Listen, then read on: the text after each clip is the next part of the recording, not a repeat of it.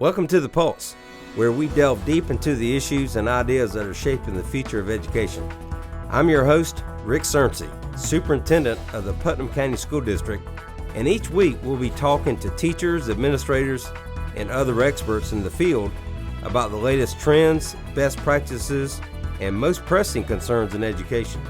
Whether you're a teacher, a parent, or just someone who cares about education, this podcast is for you. So sit back, relax, and let's dive into the pulse.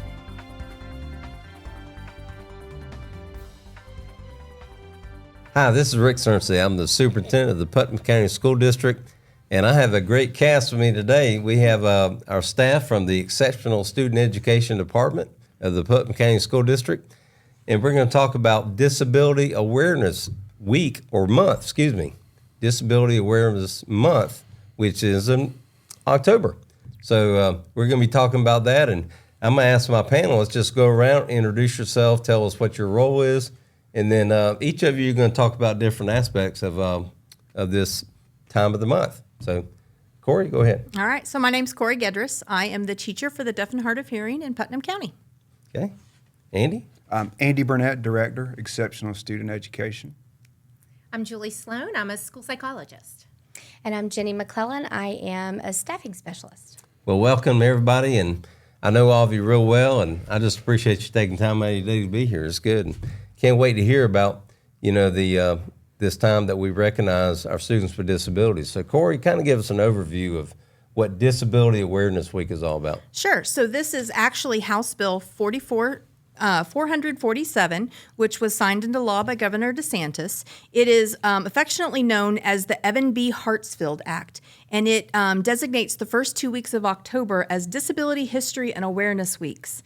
And it provides the school district some opportunities to provide some education for our students related to disabilities, gives us some different disabilities to look at for each of the grade levels, elementary through high school, to talk about what we can do to support our students. Very good. And, I can remember back as far back in the 70s, I think it was 1972, when landmark legislation was passed.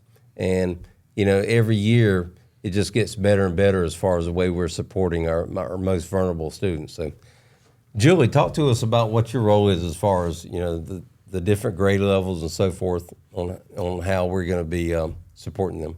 So during these 2 weeks, schools can provide training for our students and instruction to help them understand different types of disabilities.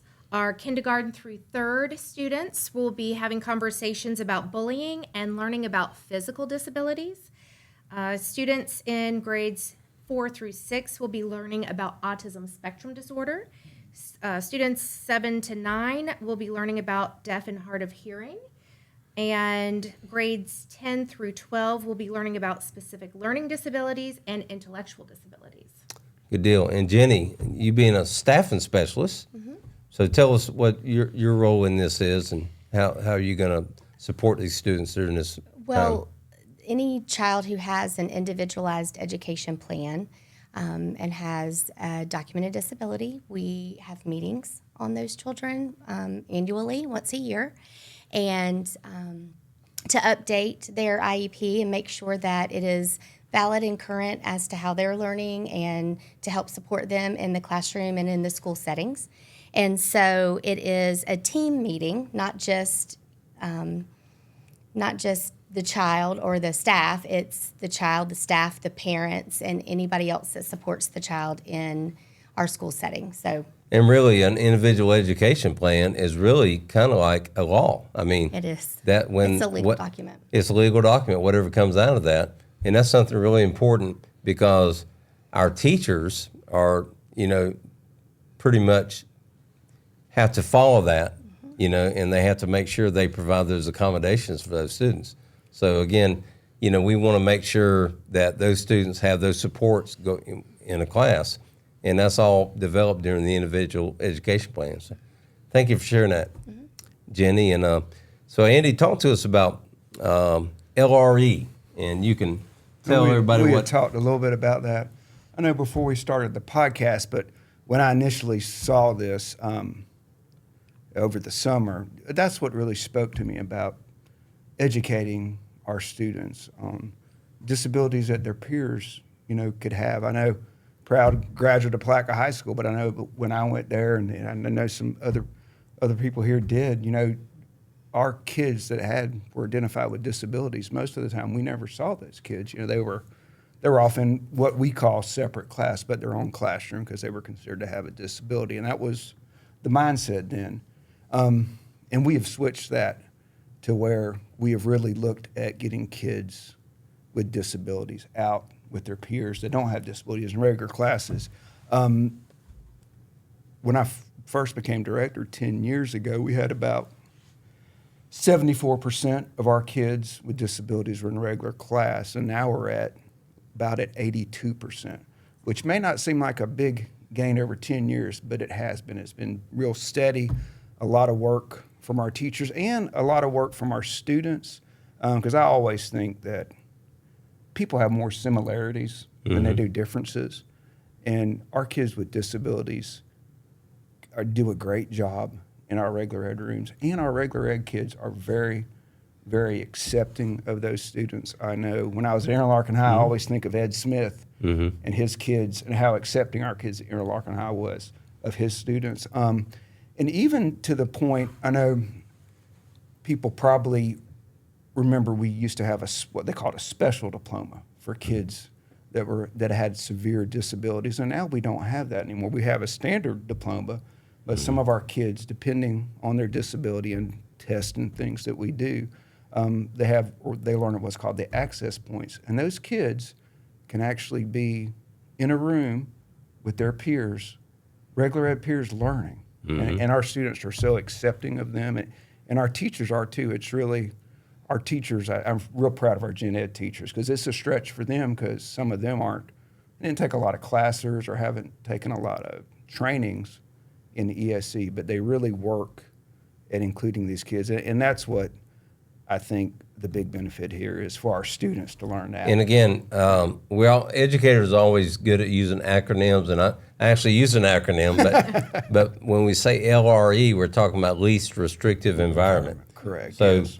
essentially what you've described is we want to put these students in a place where they can be successful, where, and I'm like you, years ago, I think there was a stigma. Students with disabilities were off in another room, or they were treated differently and all. But really they thrive depending on, the disability they have incurred. They thrive when they're with their peers. They do. And they do. And again, depending on the level of support. Now, there are some students who might need, more restrictive environment because of their handicapping condition. Sure. So, but again, I just salute all of you because our students with disabilities are most vulnerable in a lot of cases, and we really have to be there and provide those supports for them. So with the time remaining, just talk about, kind of the atmosphere in each of your roles right now. How have you seen students with disabilities and the way we have supported them? How have you seen that change over the last few years? Jenny? Gosh, I've been in education for almost 30 years, taught special ed for 17, had this job for 11, I guess. It's been 11 years. And I've seen our kids who were typically in a separate class setting are going out more in, like Andy said, in general ed classrooms. And not just for electives, some core classes. Mm-hmm.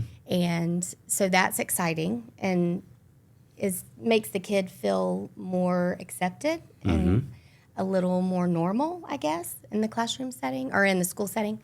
And that has changed. That's one thing that's changed.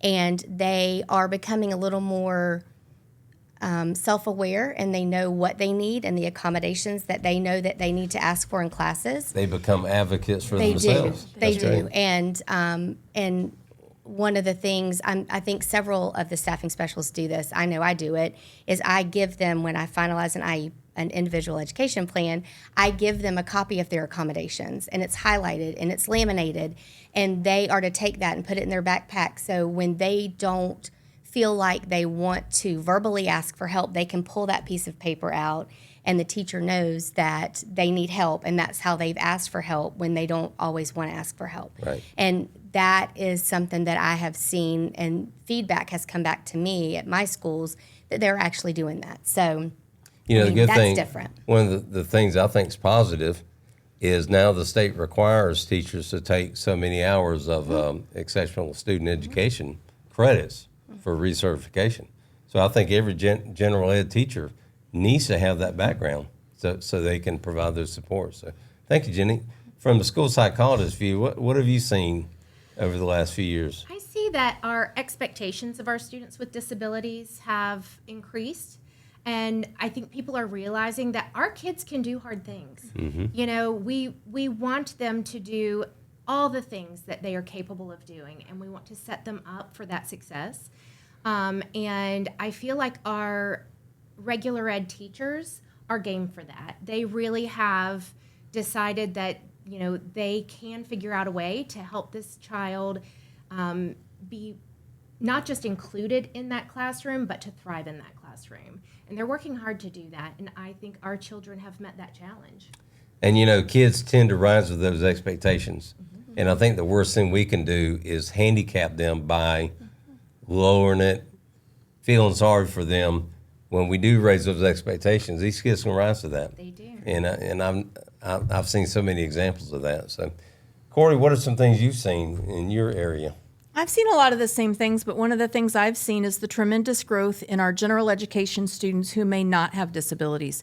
Because when you look at the way teachers are presenting information at all the different levels to reach the students who have disabilities or don't have disabilities or may have unidentified disabilities, everybody in the room benefits. And the gen ed students are benefiting from we call that scaffolded instruction, where the different pieces are in place to support their learning. And so maybe this one student was having trouble with a concept, but the teacher didn't realize they were having trouble with that concept. But when they scaffold the information and build that information up, the student who doesn't have a disability is getting more information. And it's not only building up all students and all academics, but it's also building that community. It's building that togetherness like we've talked about. The students with disabilities feel included, but the students without disabilities feel included and have purpose to help their peers, whether they have a disability or not. And that's really powerful to build our community that's going to last into their lifetimes. And that's really what learning has been about in recent years.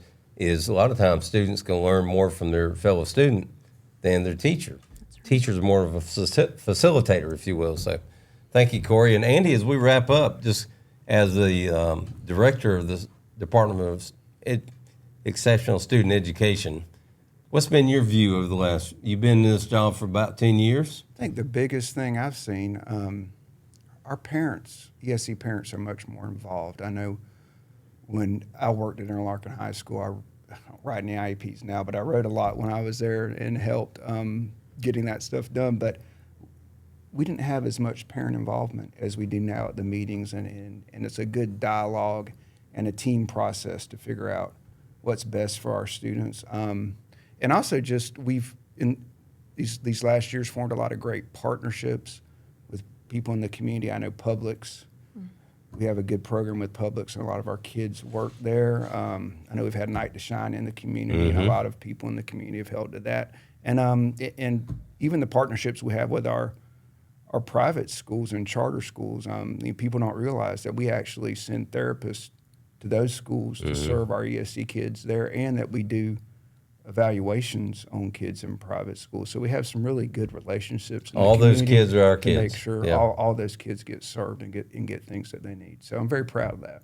Well, and I'll just say, first of all, I'm on the board of directors for the ARC, and you know these are adults with special needs, but the ARC is so wonderful because they help them be part of the community and working jobs, and you know they have people that help them train them for skills and all.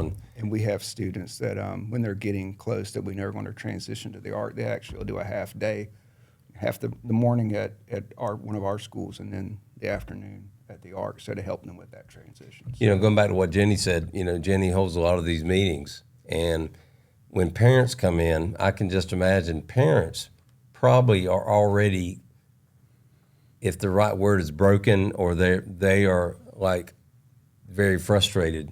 And I think we have to be aware of that and make sure we minister to the parents too, because this is tough on them too. It absolutely is. And I'll just say from experience, I have a granddaughter who has a disability.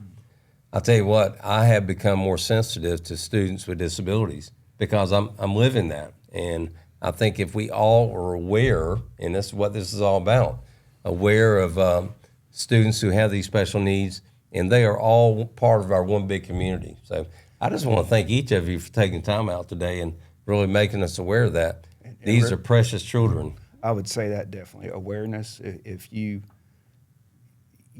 see what some of our kids go through. Yeah. You're like, It's you're amazed at the things they do. yeah.